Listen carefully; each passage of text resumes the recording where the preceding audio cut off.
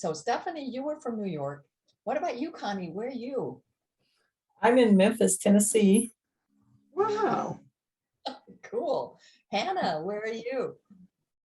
I'm in Pittsburgh, Pennsylvania, but I joined because I saw your name on it because I took the Scandinavian crime novel class from you at University of Wisconsin, and I was like, oh, this will be so nice.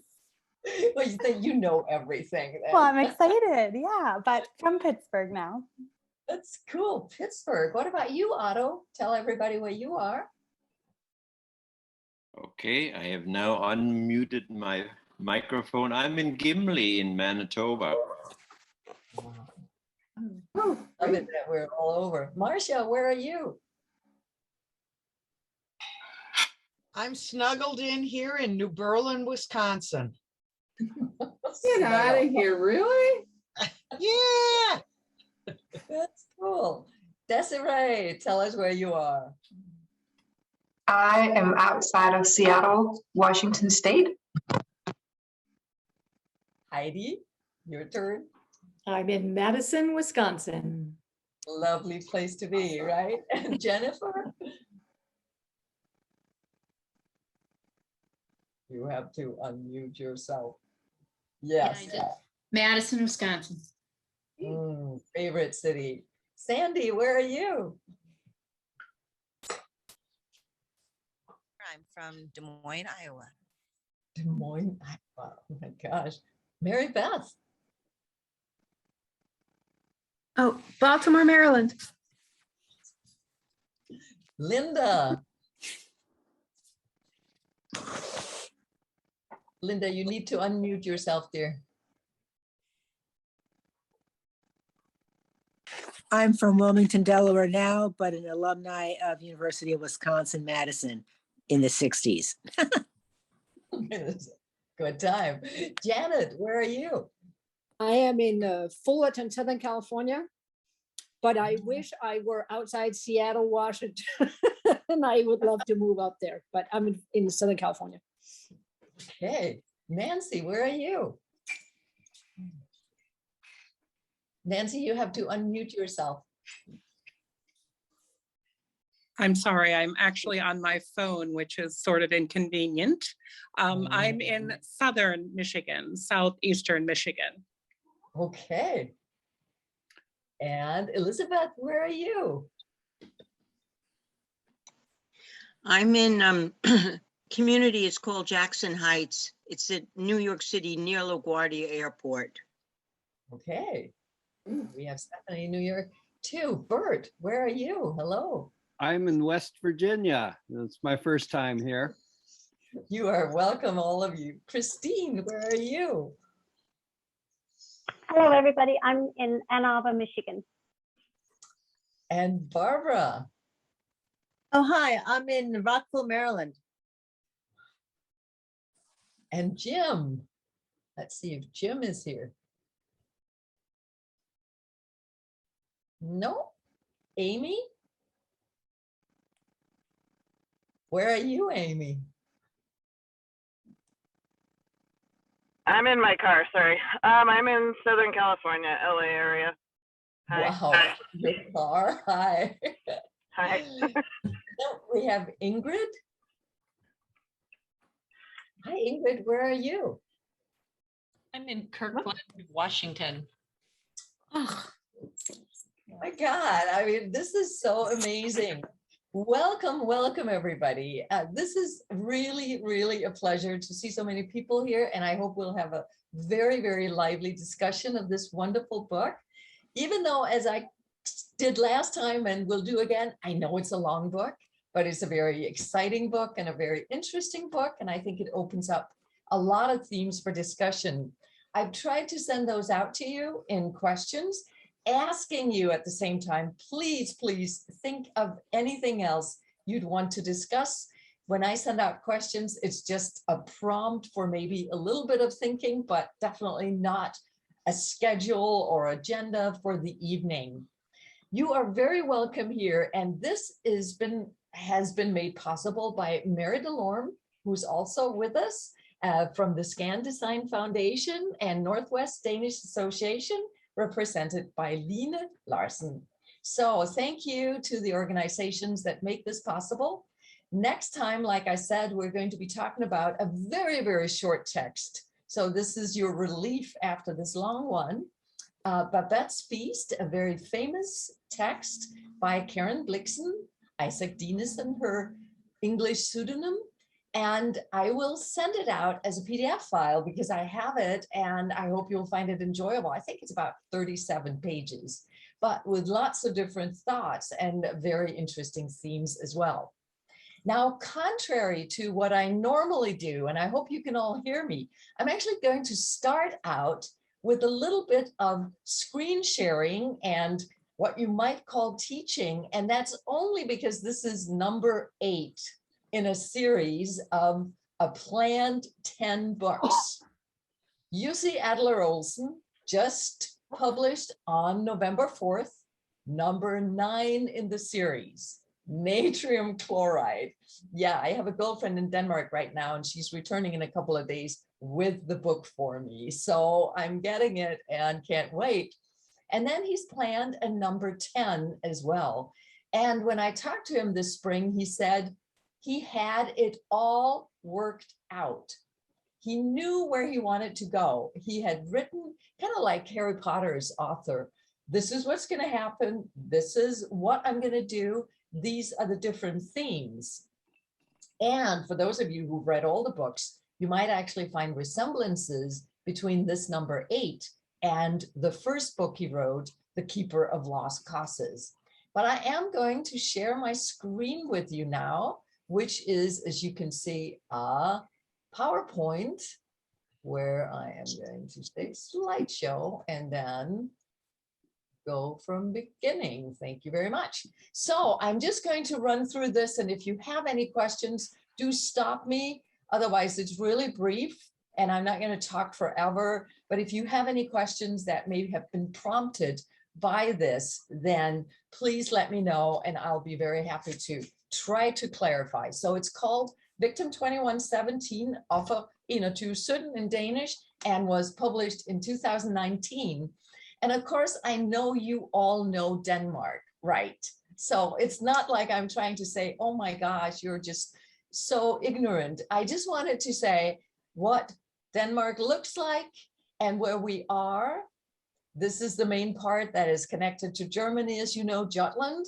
We are in Sjælland, and we are more specifically in 2 places, Copenhagen, where Jussi Adler-Olsen places his police detective inspector, Carl Mørk. And do think about the fact that Mørk, even though it has a C in it, means dark. So yes, he is a dark character. He is living north of Copenhagen in a little suburb called Adler-Olsen. And that is actually where he has lived for years and years and years until last year he moved away. He was more or less an honorary citizen of this city. Everybody knew him. It's a small town. And that's where he places all the actions in the Department Q series.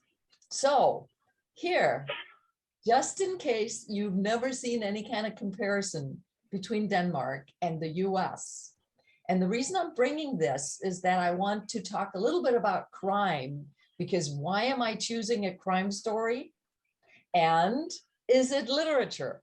And of course, my resounding answer to that is yes, it is. But if you look at it, Denmark is a very small country, 5.8 million people, compared to the US, 331,000, Wisconsin, almost the same. Since I'm living in Wisconsin and Madison, it's kind of appropriate for me to compare to my home state here. The total area of Denmark is tiny, twice the size of Massachusetts, less than half the size of Wisconsin. Copenhagen is a big city. Greater Copenhagen, almost 2 million, whereas Madison in Wisconsin has compared, depending on what you count, from 212 to 427,000 people, and Milwaukee is our largest city. Then the other thing about Denmark that I hope you know, it's flat. Ayabaunahoi is the highest hill, and it's 567 feet, a little bit taller than the famous Sky Mountain that is 564 feet. And you have to use oxygen when you climb it, as we all say. Then you have the lowest point below sea level. And finally, just a tidbit here, immigrants, since this book is about immigrants, approximately 10% of the Danish population is now considered immigrants. But do we call them immigrants? No, they're called non-ethnic Danes and ethnic Danes, and people are still discussing what should we call people who have come to the country within the last maybe 50 years. So I just thought I would put that in there also as a tidbit. So the big question has to be, why is there such a phenomenon as Scandinavian Noir? Crime stories emerging out of the Scandinavian countries, when, as you can see from this, there is very little crime. Why do they write so much about it? And that's always a question that I used to ask my students. Is it because they're bored? Don't they know what to do? Why are they so good at it? And I think that these statistics are interesting because it takes a lot of time to gather these numbers. So I stopped in 2016. But as you can see, compared to the US, homicide is very, very low in Scandinavia and under 1 in Denmark per 100,000 population. So the question is, why does Jussi AdlerOlsen write these books? And one more thing that you might find interesting. Every year, there is an organization that publishes the Global Peace Index. And out of 161 countries, I have highlighted the Scandinavian ones, and proudly Denmark is number 2. These are about 24 different parameters, not just, peace in, are we involved in wars outside the country, but also peace inside the countries that they are measuring. And all the Scandinavian countries are in the first 11. And if you go down to the very sad end, then you'll see the country that we are dealing with in this book, namely Iraq, Somalia, Afghanistan. United States is number 117, and the UK 41. So you could say that the Scandinavian countries, again, are very peaceful, yet they write good crime stories. And last point here of statistics, what about the incarceration rates? Well, Iceland, the lowest, Finland, Sweden, Denmark, Norway, and it's per 100,000. And in the United States, Oklahoma has the record right now, 1,079. Wisconsin, 676, as you can see, per 100,000. Very, very different numbers once you move away from the Scandinavian countries. It's because they believe in resocialization, rehabilitation, doing something so that the criminals can come back into the society. That is a very, totally generalization here. Jussi AdlerOlsen, our author, that we are looking forward to Desiree's talk to him. He is called Carl Valdemar Jussi Henry Adler-Olsen, and he got the king's letter, the so-called king's permission to use the name Jussi as his first name, and he's the only one in Denmark with this name. So that was the king's permission given to him. Unique name. And he has done so many things, huge engagement, huge activity. And as you can see, in 2011, he was the favorite Danish author by public vote, and he sold more than 20 million books, and that's a lot of books. So he's doing really well. And he has done medicine, social sciences. He's been married to the same woman forever and ever, has 1 son. And finally, the books. As you can see, they have all been translated, and I would not be surprised if natrium chloride is already translated, because sometimes they do it simultaneously. They just know it's going to be a success. Otherwise, The Keeper of Lost Causes, the start of the Q series. Why is it Q? Well, because in Denmark, the political parties, and there are about 14 different political parties in the parliament right now, they have letters when you have an election. Right now, there's an election coming up in Denmark. You see posters with the letters. And the most right-wing party, the extreme right-wing party in Denmark, which still corresponds to the Democrats in the US, namely Danish Folk Party, has the letter Q. And the first book was mocking this party very directly, showing us that Jussi Adler-Olsen is on the left side of the political spectrum, which I'm sure you can also tell from this book. So who are the characters? And this is more for those who haven't read the previous 7 books. Karl Mørk, and like I said, Mørk means dark, deputy detective superintendent. In this book, he's 70 or 54 years old. Hardy and Anchor were his original partners. In an accident in the first book, Hardy was paralyzed, Anchor died. Marcus Jacobson is the homicide chief that now came back in this book after a year off and kind of time off as a retired person. He was very well liked. Lars Bjørn was the deputy homicide chief, and his brother Jess is also very important in this book. And of course, Hafez el-Assad, called Assad, we know now his real name is Saeed al-Assadi, is the Syrian assistant and handyman, and so much more. In the previous books, his past has been a secret. Rose appears in the second book as the assistant. She's a very strange person. Gordon as well.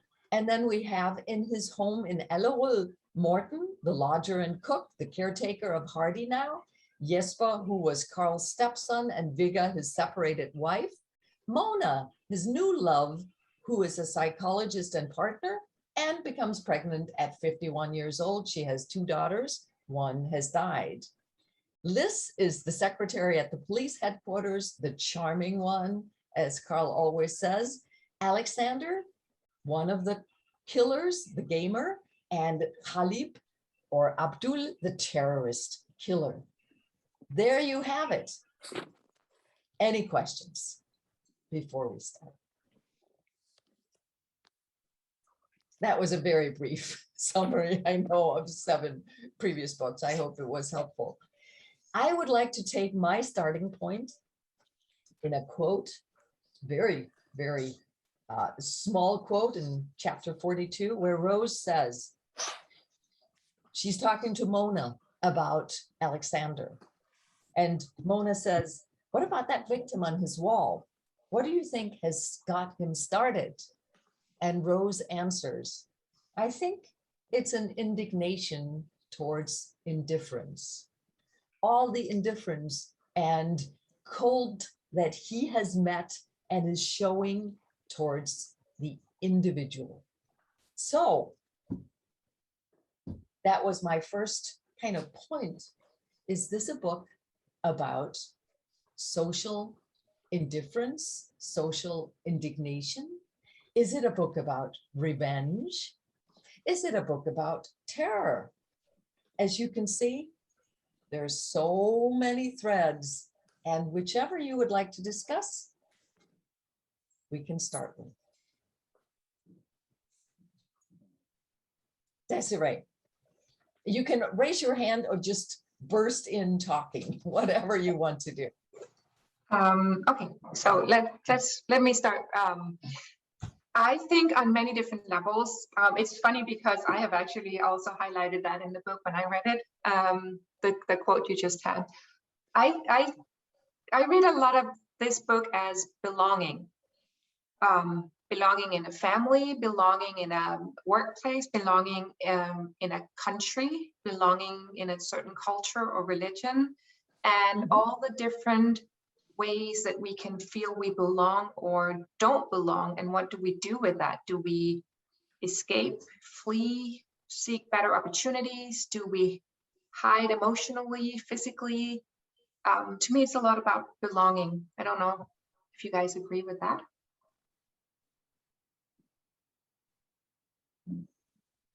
that means that somebody has to say something.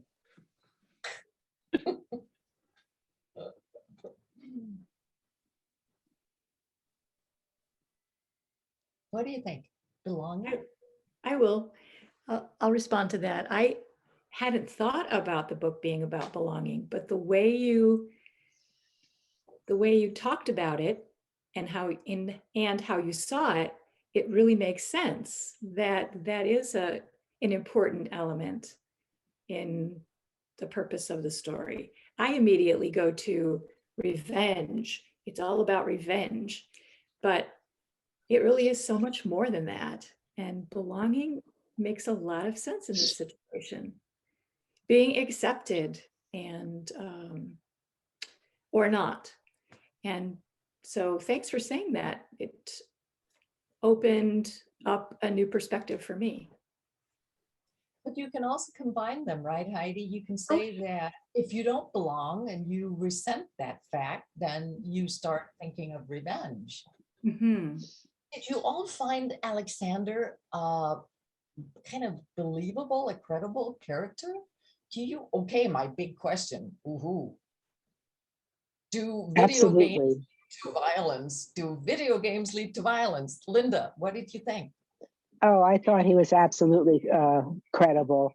Of course, I'm in the United States, one of the most violent countries, as it is. So, yeah, he was totally credible, being into the computer and then having his mind go, he's going to get the person after 2117, then he's going to start his spree. How they found him, I thought was, literature. And would this happen in real life, that they would find him before he, chopped his mother's head off? But I found the book, again, what the other lady said about belonging, it really, to me, touched the plight of what people that are not native born in Denmark speaking Danish people must go through, being, new to a homogeneous society. So I found the book very, very interesting. Okay, how many of you have played violent video games? Never. Not I. Desiree, are you the only one? No. Anna? No. No. I'm actually not sure that, I'm sorry, Linda, but I think research is, it's very split on what you just said. And I'm not sure that we have any evidence that violent video games actually lead to more violence. I would love to be able to say that, because then I could tell my son not to play, but. Oh, no. Oh, no, I wasn't saying, please, I wasn't saying that. I mean, I just live 30 miles south of Philadelphia, which is going through a horrific situation with violence. I don't know anything about violent games, and I was just saying that I thought he was very, very credible. Hey, I'm a Quaker, so I don't know from violent No, but Linda, there is research saying that video games do not lead to violence. That's what all the research says. Yeah. And so it's just an open question. That's what the research says. I don't think so. I've never played a violent video game. I'm sure I couldn't figure it out, because I would find it so alienating to be able to shoot somebody. But of course here, he links it to terror. How do you all feel about that link? The fact that the personal terror is linked to Alexander's video game, whereas the political terror is Khalib and the kind of bigger picture of terrorism in the world. I think he opens up a can of worms when he, or Pandora's, whatever you want, when he starts talking about terrorism. Does anyone want to comment on that? How you saw that in the book?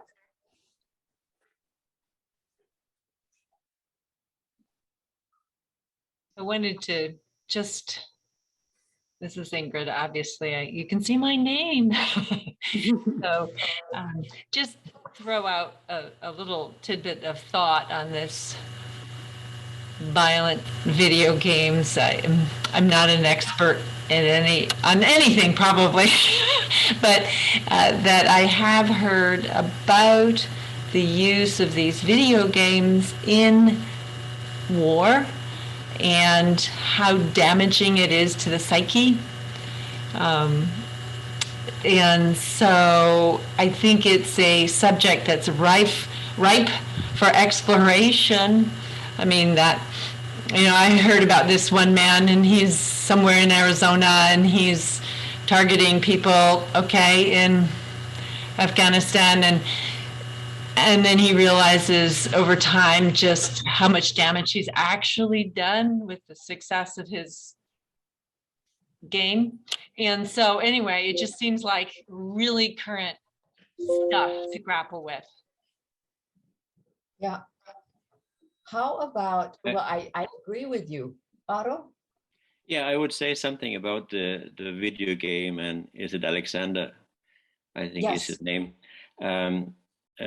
In the book, I don't think Adler-Olsen blames the video games for it. I think it has to do with his upbringing and the way that his parents parented him when he was younger. I can't put my finger on what they did wrong, but I see that there is a revenge motive on him to his parents. And that's the revenge motive that we see in so many different ways in the book as well. And he says, Otto, I don't know if anybody wants to comment, but he says, they are not there for me. Their lives are insignificant. They only think about themselves and their stupid little existence. My mom is screwing somebody else and my dad is not doing anything about it because he's totally into himself, etc., etc. So he's using very crude language because he's getting that. He's using a sword because it is, I guess, the epiphany of violence if you start chopping off people's heads. But of course, there's also parallel there to the behavior of ISIS and Al-Qaeda and how they have been chopping off people's heads. So we see that kind of in a diminished way in his little head. They were not good to me. And the reason I say that is that he mentions his grandmother and says she was the only one who was there for me and who showed me any kind of warmth and affection. And of course, we get this all through Alexander's eyes. Yes. So I didn't want to put the blame on the parents, but he does certainly. He sure does. And how a kid turns out, is sometimes the roll of a dice. There's inheritance, nature and nurture stuff that's in there. So it's a little too simplistic to talk about the video games here because we're dealing with much bigger issues than that. Very good. I totally agree. What else? Any more comments on that? Yes, Yeah. Hannah? Okay. Oh, you can go ahead, Heidi. Oh, okay, thanks. I liked what you said, Nita, and that that Alexander was not, he wasn't accepted by his parents. He seemed like he wasn't good enough. But he also had that sense that the people outside of his parents' social circle were not good enough either. And that they showed a lot of disregard, not just for him, but for others who were different. And I think when I don't have the page number to share where I get that feeling from, but at one point, I think he was seeing the picture of the woman who had been killed as she was like a symbol of what he hated about his parents and what he hated about the world. And I think in that way, it became a bigger issue than just a family issue, that it was maybe more of a society issue. And also he saw that in his parents. I was just thinking. Totally agree. And I know exactly what you're thinking about because he says they are so indifferent to anybody who is not able to, live a good life and able to work. It's kind of like, oh, all those nasty people who are unemployed because they're lazy. Those are the ones his parents are down on. Yes. And he hates them for that. And that included him too. So, yeah. Being in his room. Yeah, exactly. Hannah? Yeah, I was going to tie Alexander back to Desiree's kind of initial comment of, you know, he's such an interesting case study on like nature versus nurture. And in his nature, you know, he really wants, or he cares about what's happening in the outside world and is very compassionate towards people who are suffering, but he doesn't have a support system or a network that can help him explore that. I think it's also an interesting take on, you know, just how much the internet can be like a world for people. And so he was able to learn so much about Japanese culture, and he was able to, you know, build that model for himself and get all that information, but he's, you know, living by himself. He's totally isolated. And I think that's what brought me back to Desiree's comment, which is, you know, like if you don't have belonging, if you're a completely isolated person, a lot can happen without, you know, that's not good without that support network. So that is, and that's a really good, can we tie that to the bigger picture of terror, Hannah, that you're saying here, and say that, what is it about Khalib then?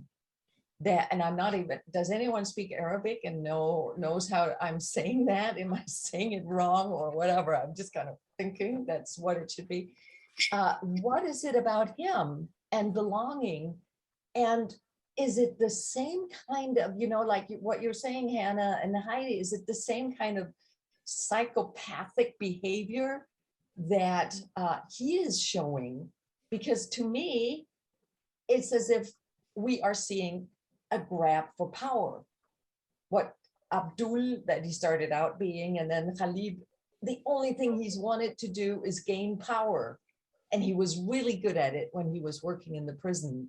He was good at getting people to talk. He was good at, you know, extracting the truth and torturing, etc., just to rise in the ranks. What is his purpose? What is his purpose? He doesn't have a set of parents. He has humanity as his goal. How do you explain that? How do you describe that? How do you deal with that? What do you think about the book? I mean, is it shallow in its condemnation of terrorism? Is it, you know, is it well written? Do we get a feeling for Islam as a religion that needs to find its expression through terrorism, through Khalib, or what is going on? I think there's so many interesting thoughts in that. So if we kind of segue away from Alexander into the bigger picture, what do you think?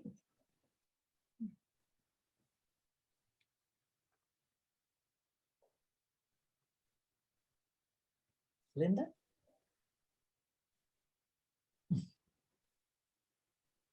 Linda, dear, you are muted. I don't know if you were referring to me, but No, Linda was trying to say something, but she was muted. Jenny, you start. Yeah, I was muted too. And Okay, I never even read, this is the first book of this genre that I have read, and I found it fascinating and very easy to read because each chapter is marked with someone's name. So instead of getting big senior moments like where am I and having to, I've read books that I've had to, you know, take notes on so I could remember thus, such, and the other. But this was a very easy book for me to follow, and I thought it read really well. I thought it was excellently written. The descriptions were really right on. And yeah, so I didn't answer your question or take it anywhere, but I thought the book was well written and easy to follow. Good. And that's where, you know, I asked, is it okay with the two parallel stories? UC loves doing that. One here, one there. Let's combine them at the end. Jenny. Well, you're kind of going back to your earlier theme about Ghalib, I don't know how you pronounce his name, and terror. I sort of had this feeling that, I mean, I thought Alexander was a much more understandable character because you know where his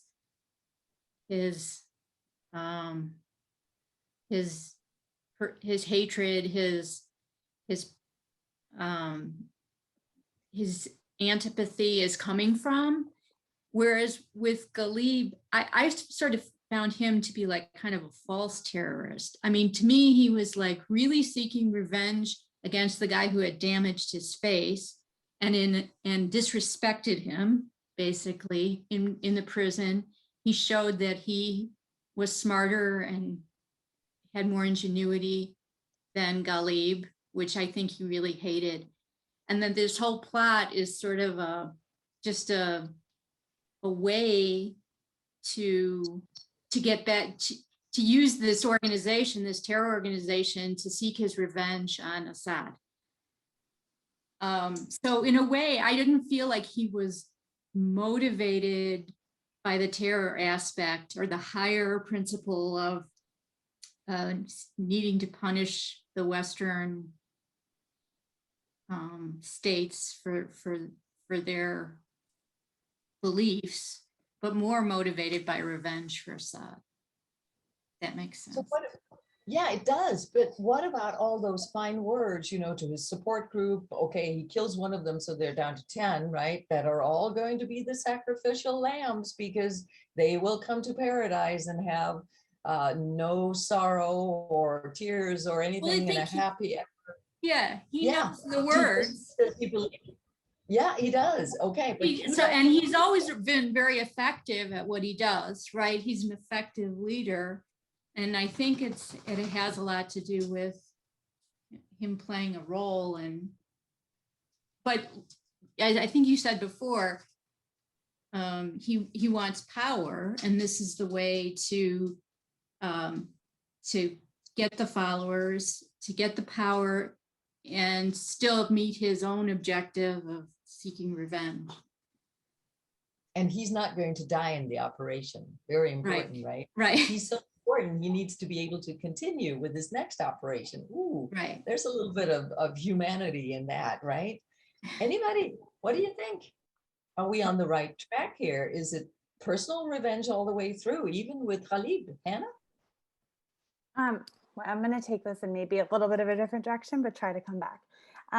So I work actually with refugees and immigrants here in Pittsburgh. And so I had no idea what this book was about, but I was like really, drawn into the theme once I started reading it. And I think that just given the nature of the work that I do, I'm always really like concerned about how Islam, the Middle East, these Islamic cultures are portrayed, especially in media, and like given that people in a really homogeneous society in Denmark are the target audience for this. And so I think that there's,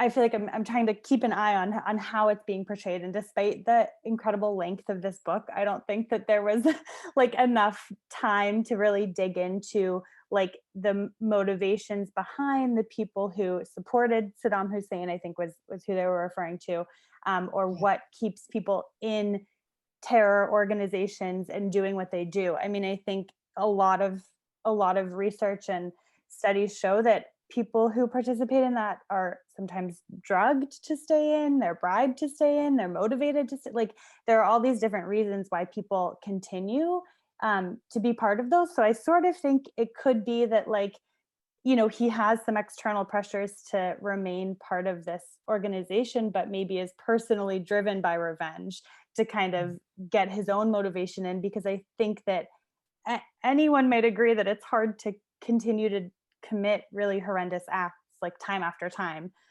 as part of a group. So I just think that's like kind of a really interesting question, and I really appreciate you asking it. I don't really have a good answer. But then the other kind of comment is I appreciated the background on Assad, because I do think that there are so many people who have maybe aided the UN or the US or different agencies that then like come and have asylum in Denmark or in the United States and are still racially profiled and are still like lumped in with terror and the thoughts of Islamic culture that are like, put together in common rhetoric. And so I appreciated that background, that he was like a more complex character and kind of his element in it. And that he was able to seek asylum in Denmark, and that whole commentary on I mean, it was obviously dramatized, but like being split from your family and how people can go years and decades without being reunited and being able to see each other. So sorry, that was really long-winded, but I had a lot of thoughts about that part. Good. No, it's wonderful. Any comments for Hannah? Or for this theme of terror? Yes, I have, okay. Okay, Otto first and then you, Desiree. Yeah, maybe about Islam and immigrants. When I picked up the book, I thought Jussi Adler-Olsen had some kind of Middle Eastern background himself. But I don't know if that's the case. Anyway, that was, but he does describe Islam in two different ways there. There is Assad, who is in Denmark and has adjusted his beliefs very well to the Danish culture. And then there's Galibs, who is portrayed as the villain here and has gives the negative impression of Islam. So I think there is a certain fairness in trying both of those two things. And he could probably do the same thing about Christianity if he did, but it doesn't go into that. So it's not a single colored picture he gives of Islam. I think that there was something nice about that. About reading the book, I didn't think about all these things when I was reading the book. The first thing I thought about when I got the book, I borrowed it from the library, was I'll never get through this. But it only took me 1 or 2 days because I got so captured by the story in there and the excitement of what's going to happen next. So I really felt it was a great read. And I didn't see it as a deep, raising issues kind of book. I just enjoyed reading it. Otto, that's very nice. I mean, but I really think that one of the reasons, and this is very personal, one of the reasons that it is so exciting to read is also that he manages to weave in political issues in a crime story where you can't put it down because it's such a page turner. So, and I love that kind of venue for social issues that are so important. Desiree. Yeah, I definitely read it as a very political piece of work. And that's what I think my interview with Jussi will focus on, because I see these two, Khalid and Assad, as a commentary to what is it we expect of people when they enter into a new society or culture. And maybe the answer is complete assimilation or integration in order for the project to work. There is no answer in the book, but there kind of is. Because Assad he has had to, in order to survive in the Danish culture and the workplace, he has had to reinvent himself, come up with a complete new identity, right? He's not even told his closest co-workers about his real family history. So apparently, in order to make your new life work, and not just, I mean, it's also because he needs to hide and he can't be found and all that, but does the book then also suggest that in order to make your new life work, you need to build a complete new identity and shed some of those old behaviors that you had in your old culture? Very, very interesting question, Desiree, because definitely if you see his relationship with Rose, I should say, is a dual personality. She has a split personality and can be two people. So she's definitely not your straightforward person. She has issues herself, but she can get to Assad when nobody else can. And the assimilation is where Jussi is making fun of Assad in the only way he does, very, very mildly and sweetly, when he has Assad tell his camel stories. And that is what you could call, with, the Shakespearean term, comic relief. We have a camel story and it just relieves a little bit of that tension that we feel. And that has been a signature trait for Assad through all the books. So I think you're right, Desiree. Assad has adapted, assimilated. He has Samir, who is the only Arab friend that he's kept in Denmark, and that's it. And then the rest are just Danish kind of distant people. And maybe that is how he's had to survive. I don't know if anybody, yes, Otto, you had a comment? Well, I think it is interesting we talk about this in this particular context where we sit here as Danes or immigrants ourselves and talk about what is the cost of changing country and how have we done it as well. And maybe that's why the book was appealing to me, because I think that's my own story. When you change country, you gotta find a way to do it that fits you, who you are. And some people have a hard time and cannot do it.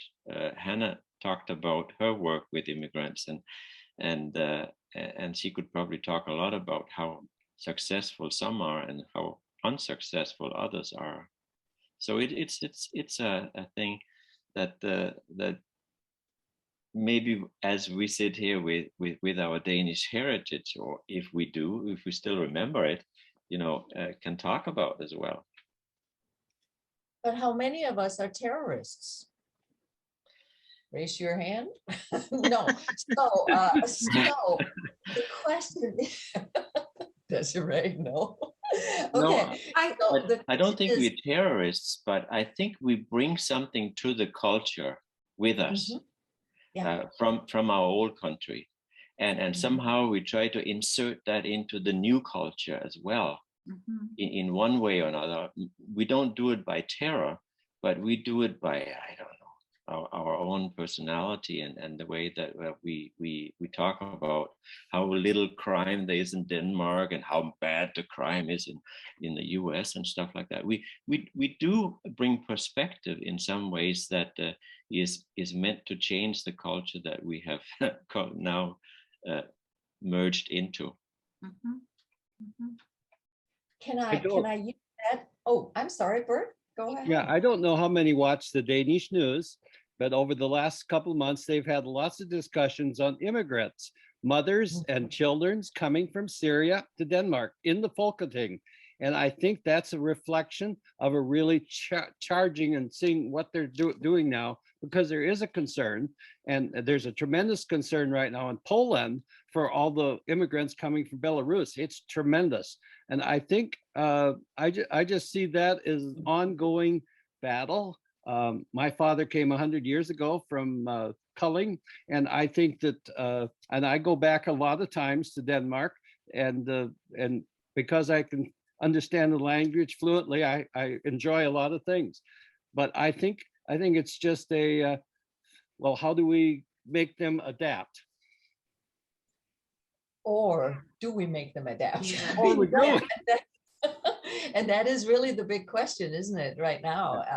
That is, and it's also the question for me that we need to just, also include religion potentially in this, because Danes are, as you probably all know, not too religious, intense, when it comes to religion, and the way he describes it in this book, Islam is a much more intense religion. That's right, you had your hand.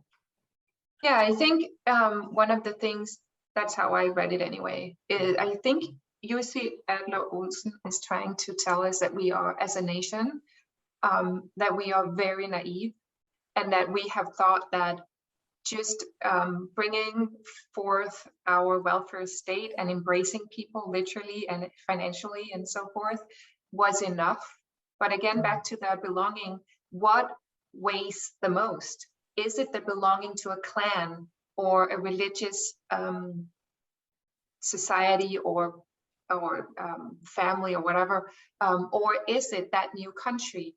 And the way I read his book is definitely that what the Danes and the Western countries, I think overall have thought was enough, seems to not be enough. And how do we go about that? And I kind of think he's poking at the Danes quite a bit in that discussion. I agree, because like I said, he started out being against the right-wing politicians in the parliament, and he still is. Yes, definitely. He is on the left side. He wants something to happen that is better for humanity and does not really have anything to do with fighting terror in Denmark, but just fighting for the good of mankind and for more police officers in the street. Ingrid, where were you? You had your hand up. There you are. Well, I keep having these thoughts. They kind of drift off when, yeah, that's fun. I wanted to mention another story that I had heard that I think is apropos, and it was about a man of Muslim heritage in Denmark, raised in Denmark, going to school, and because of his alienation, that people kept alienating him specifically, saying, well, all you Muslims are terrorists, just lumping him in, even though I think he had been there since a very young child. He turned to terrorism and went off. But what was kind of amazing about this story is that he was then captured and brought back to Denmark, and that the Danish police took very careful attention to deprogramming him from terrorism and terroristic thoughts. I mean, essentially, to me, that story is just along all these themes that Mr. Adler is taking, in that he's talking about belonging and terrorism. And actually, I think terrorists feel belonging with their fellow terrorists, right? Just like someone in a gang, right? Exactly. Terrible things, but they're in a society. Yeah. And so anyway, that there is the specific story I wanted to mention about Denmark. That's a true story, but I would think this author is familiar with that story. I was impressed with the Danish police's commitment to trying to get at the psychology of a terrorist who, yeah, anyway. And I want to point out that this problem in Denmark, okay, we start in Cyprus and we start with all the refugees that drown and the tragedies that occur in the Mediterranean. It's horrible. But I also want to point out that in Denmark, and Christine, you just a second, I'll be with you, and that we have discrimination because high schools, the so-called junior colleges, high schools, they have had severe issues because of immigration and immigrant populations, where then the white students, white meaning ethnic Danes, did not want to go to that school. And it's actually come to the point where the government and the politicians have had to start making rules and divide the schools and kind of give the students this school so that there's an equal contribution and participation of ethnic Danes and non-ethnic Danes. So it's definitely not resolved. Christine. So this might be an controversial view, but I actually didn't like it very much. I know. So I should say I've read all of his books and I have enjoyed all of his books, but I think I read them for the crime. And I felt that this one was like, this was almost two books in terms of how political it actually was, especially in comparison to some of his other books. I felt like this one was certainly the most overtly political in terms of its messages. And that's not to say that I don't agree with his message. And I didn't, I think that's a very worthy story to tell. But if you're reading it for the crime side of it and going back, especially to some of his earlier ones where that's the focus, that was really missing, I thought. So I appreciate his message. I like what he's trying to say. I agree with what he's trying to say, and the commentary that he's making, I think, is very valuable and is needed even 2 years later than when it was published. But if you're reading it for the enjoyment of, the characters solving crimes, then I felt cheated a little bit. I have to be honest. So okay. No, I think you're right. I think he does write almost two books here. But Sandy had a question, which I think was really good. Are you referring to a policy of separate but equal in the community colleges in Denmark? No. What happened was, just very briefly, a community college outside of Aarhus, second largest city, all of a sudden ended up having 80% of the population being non-ethnic Danes. And the ethnic Danes disappeared. And that happened over a period of 4 years, where they went from having 20% non-ethnic Danes to 80% non-ethnic Danes. And that ended with the school being more or less shut down. So there are problems, and that's when they started saying, okay, all the schools in the Aarhus region, they need to have an equal number or percentage of non-ethnic Danes and ethnic Danes. So it's just an issue, and I think Christine is right. Yes, it's very much a political book rather than maybe a crime story, because if you look at the terror, if you look at the last part of the book where he's describing how this terror action is going to take place, it's not really a crime that any one person, how many people do we have solving that crime, right? So it's not the same that he's done before. Okay, we have Stephanie. Desiree, did you drop out, Desiree? Okay, Stephanie. Was that Vibu that you're talking about? Yeah, Vibu is another one. Lankia is the first one that suffered. I used to teach at Vibu, so I've been watching that. And it really is, they've stopped taking in new classes, freshman classes there, and it's going to be the end of that gymnasium, I'm afraid.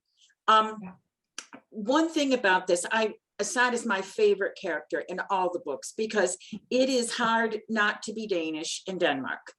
And he realizes that, and he explains in this book how he kind of uses the camel stuff and the spolforbisting, the language confusion on purpose as kind of a coping mechanism, and to keep his ethnicity forefront, and then people can just kind of make fun of that instead of him.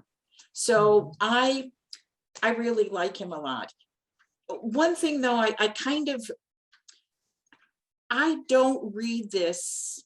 I read his books for enjoyment, and I don't think any of the characters or any of the plot is really realistic, but Olsen is a master at creating so many different characters that are a little bit larger than life, that he creates a portrait of a society with really valid things to say behind it. So that's,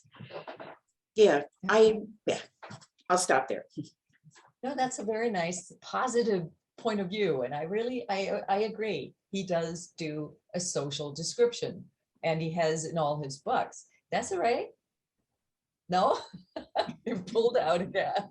So, ladies and gentlemen, we have come to the end of our hour, but I do want to point out that the whole discussion about religion and how religion can also maybe turn people terrorists, how we can never really find out why somebody becomes a terrorist or somebody becomes a mother and father killer. I mean, did you think about the fact when Alexander just chopped off the head of his dad, and it was kind of like written in a very calm and tranquil way. Oh, and there's the head lying on the bed. And I must admit, the first time I read it, I kind of jumped in my chair and thought, oh, is that the danger of being a parent?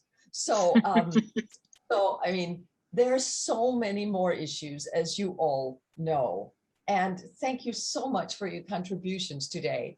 You can read his books, and I do hope you will read number 9 and number 10, but primarily I hope you'll read Babette's Feast, even though you know it, even though you watched the movie, even though you've maybe tried making the food, and that we can have a good discussion about that next month. Otto? Yeah, I just want to talk about the Babette. Is it possible? You said you have a PDF version. Do you have it in Danish by any chance? Oh, yes. Okay. I can send it out both in Danish and English. That would be great. I would love that. Yeah. Yes, Okay. yeah. Oh, we can even do the discussion in Danish, right? I would like to have it in Danish too. I've seen it before in Danish. Yeah, the movie is most enjoyable, so I can highly recommend that if you haven't seen it. But the story itself, and my personal take is that somebody gave it to me when I was 12 years old, and I still remember thinking, what the heck is this about? You know, food. Neda, Just Neda, great. Yes. Bert? it would be interesting to know what part of Denmark everybody is coming from. I'm from Kulling originally. That's where a lot of my family is from. Lovely. Who else? Well, I can say I came from Vendsyssel. Yeah. Ik gjorde også. I'm from the Randers area. Anders, okay. Who is from Randers? Jeg er fra Randers. Jeg har også boet i Randers. Jeg er student fra Randers Statsskole. Men jeg er født i København. Born in Nå, Copenhagen. jeg gik også til Randers på Danish Statsskole. Can I say something about the next read, Nita? I am working on, but the human factor is always interesting, right? But I'm working on landing an interview with a Danish pastor who is also a writer, Christian Adler-Olsen, whom I'm really, really hoping we are going to read. He just came out with another book who has been highly, highly praised. Anyway, he's both a writer and a pastor. So I thought Babette's Feast would be really, also he has been a food critic. So it's really three. If you know Babette's Feast, these three things are super important. And he lives in the countryside. So I really hope I'm in conversation with him. But it will be about food and identity and what small societies do. What does that do when you're confronted with a world outside? And yeah, I can't wait. It's been in the working for months, and I'm really, really hoping that we will land this, because I think you guys will love it. I hope you will. But I mean, that's what we've talked about today, a small society confronted with the terror in the world, right? I mean, we can certainly see there's a red, as they say in Danish, through it all. Thank you so much, everybody, for coming and for being here and for joining. I hope to see you again. Thank you, Neda. Night.